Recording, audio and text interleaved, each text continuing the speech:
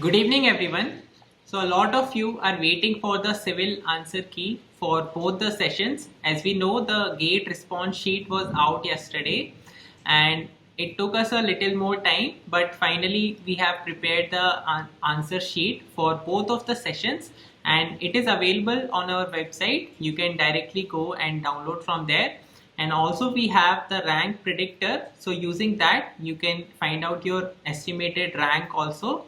So we'll see all of that and we'll try to solve some of the questions from the paper. So let's see that now. So if you go to our website and in that if you go to the blog section, so here this first blog itself, it is for the civil engineering answer key and for the rank predictor. So you can open this and here you will find the answer key for both the sessions, forenoon and afternoon.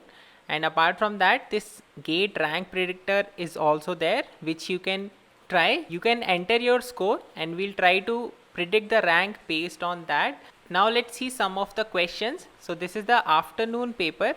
Here I am just solving few of these questions. Based on what all questions you are finding difficult, you can comment here or you can contact us, and based on that we'll solve more of these questions later.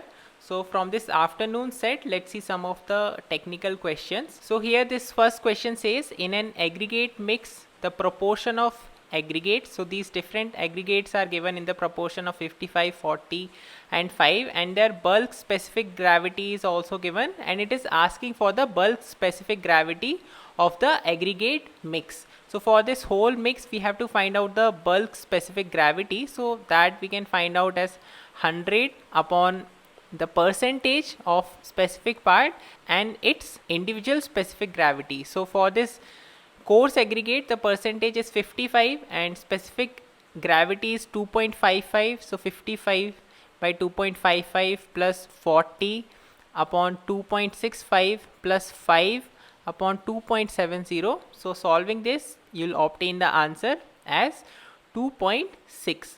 Then this question is from maths, but it is an easy one. So here we can write it as dy by dx is equal to x plus y upon x, and we can replace this y is equal to vx in this equation, so it will become x times 1 plus v upon x, and if we differentiate, so we can write dy by dx is equal to x dv by dx plus v.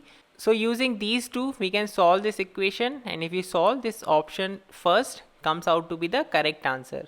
Then this next question, it is saying that for a 2-degree curve on high speed broad gauge rail section, maximum sanctioned speed is 100 km per hour, equilibrium speed is 80 km per hour. Then dynamic gauge, it is saying 1750 mm. Degree of curve, then it is saying the definition, degree of curve is defined as the angle subtended at the center by a 30.5 meter arc, and we have to find out the Kant deficiency. So first of all we can find out the radius of curve r as 1750 by d. D is the degree of the curve here, so 1750 by 2, that will be the degree, and using that we can first find out the equilibrium super elevation using the formula gv square upon 127 r.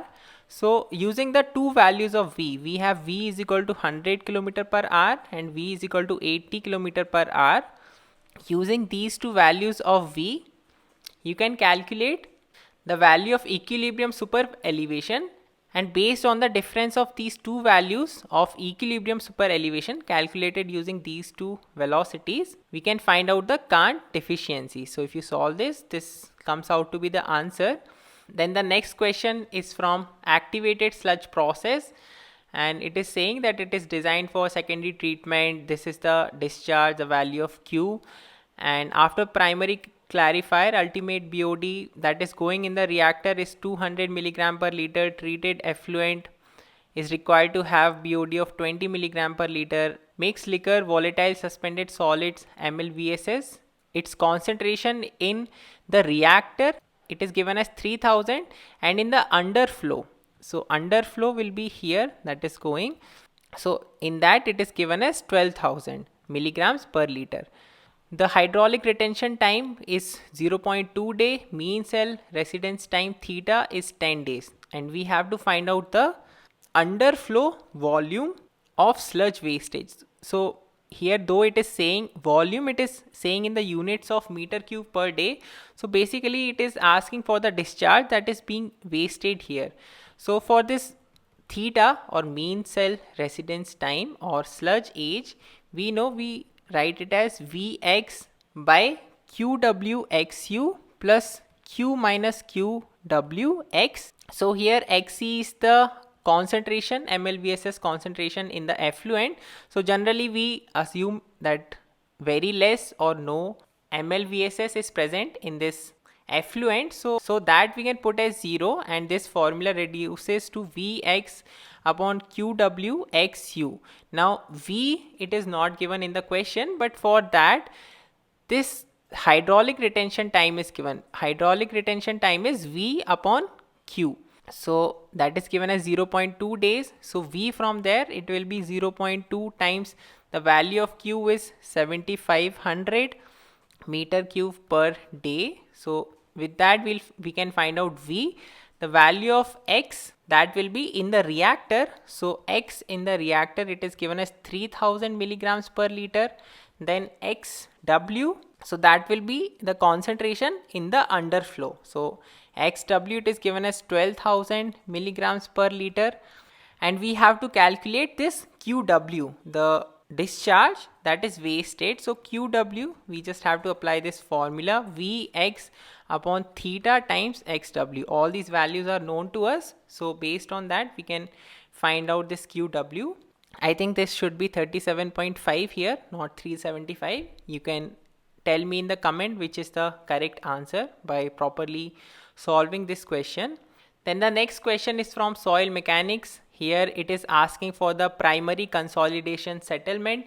So this is a standard question. Here it says the soil profile at road construction is shown here, and large embankment is to be constructed. Groundwater table is located at the surface of clay layer. So that is shown in the diagram. So because the diagram is drawn, the question becomes easier. I keep telling that. Even if it is not drawn, it is extremely important to draw the diagram first. Then it is saying capillary rise in sandy soil is negligible, so we don't have to consider any capillary rise and stress due to that. Effective stress at the middle of the clay layer after the application of embankment loading is 180 kilonewton per meter square. So here basically it is asking for primary consolidation settlement, and we know that is given as Cc H naught upon 1 plus E naught log sigma plus delta sigma upon sigma. Here all are effective stresses. So here it is saying that the effective stress after the application of loading, that means it is telling the overall this numerator term, that is sigma plus delta sigma, whatever is the total effective stress after the application of this loading is 180. So now we know that, then we have to find out this pre-existing effective stress. Then we have to find out this pre-existing effective stress before the loading, so that we can just find out using the unit weight here. So you can find out gamma saturated for this clay layer. All the data for that is given, GS 1 plus W upon 1 plus WG times 9.81. Using this we can find out the gamma saturated. So that comes as about 17.19 kilonewton per meter cube. And once we have gamma saturated, we can find out gamma submerged, because that will be used in this question. So if we talk about the effective stress at the middle of the clay layer, so before the loading was applied, that's what we are trying to find out. So for this upper 2 meter layer, it will be 18.5 into 2 plus gamma saturated for this soil 17.19 minus minus the unit weight of water times 3. So with that we can find out the value of sigma. So once we have sigma, we can use this formula. All the other terms are given in the question. Cc, it is given here as 0.25, H naught is 6 meter, E naught. So the initial void ratio, we can write this equation, Se is equal to Wg and this part of the soil is saturated because water table is at the top. So E equal to Wg we can use, and based on that this E value we can put here. So all the values are known to us and we just have to apply this formula. So this is the required answer that comes here. Then this question is from CPM. We can draw and solve that. I'm not doing that here for now. Then the next question, it is asking for the ratio of momentum correction factor to energy correction factor. So momentum correction factor, I mean for laminar flow it is asking, so it is better that you remember the values for laminar and turbulent flow. So this momentum correction factor for laminar flow, it is 4/3, and energy correction factor, it is 2. So if we take this ratio, that is 2/3. So this option 2 is the correct answer here. Then in this next question, it is asking for the natural frequency of vibration. So this natural frequency of vibration, it is given as 1/2 pi root of k by m. So all these values are actually given in this question. This k is the stiffness, flexural stiffness is given in the question, 4 pi square kilonewton per meter. M, that is the mass here, that is given as 10 kg. So we just had to apply this formula 1/root pi, k as 4 pi square times, because in this formula we use it in Newton per meter, so times 1000 divided by 10. So if you solve, this comes out as 10. So this was an easy question, direct application of this formula here. Then this is direct calculation of the rank in this question. Then the next question, it is asking for the area ratio. So area ratio, it is given as A outer square minus A inside square upon A inner area square times 100. So in terms of dia, we can write dO square minus di square upon di square times 100. Outer dia, it is given as 52 mm, and inner dia, it is given as 48 mm. So using these values, you can calculate the area ratio here.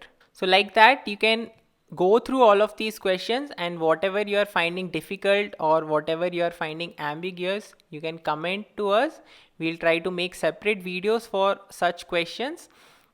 Like here, it is asking for the maximum, absolute maximum shear stress in the member. So it is a stepped bar, and on that these torsional moments are applied. So here if we break down these two bars, so on the first bar a moment of 1 kilonewton meter is there, and on the second bar this 2 is there. Apart from that, this 1 will also be added, so 2 plus 1, it becomes 3. And then we just have to apply the formula tau is equal to 16t upon pi d cube. So for these two different parts, for this part separately and for this part, we have to apply this formula twice, and based on that we have to check the maximum value of this tau. So when you apply for this smaller dia part where d is given as 0.08 meter, you'll put the value of t as 1, and when you apply it for this larger section, so in that case you'll put the value of t as 3 and dia as 0.1 meter. So using that, you can solve this question. Then similarly here in the next question, this Venturi meter is given and it is asking for the flow rate. So the standard formula for flow rate through Venturi meter, it is given as CD A1 A2 upon root of A1 square minus A2 square times 2GH. So here it just becomes calculation intensive, because you'll have to calculate this area A1 as pi by 4, then dia of this pipe, that is 20 square, then A2 will be this for this throat area, so pi by 4 times 10 square. So based on that, these A1 and A2 have to be calculated, and here this H you can calculate it as specific gravity of mercury, that is 13.6 divided by specific gravity of water minus 1 times the difference, let's say that is x. So this difference in the level of these two columns, it is given as 15 centimeter. So that will be the value of x here, and based on that you can calculate H. So using this formula you can obtain the discharge here. So like that you can go through all of these questions and tell us that if you are finding any question or answer of that question ambiguous in the answer key, and we'll be happy to help you, and based on your feedback we'll be uploading more questions that are difficult or you're finding any sort of ambiguity in any of the question. And also check out the blog and try to check your gate rank also, as I showed you on our website. And within next 2-3 days we'll also try to upload the detailed solution for all these questions for both the sessions.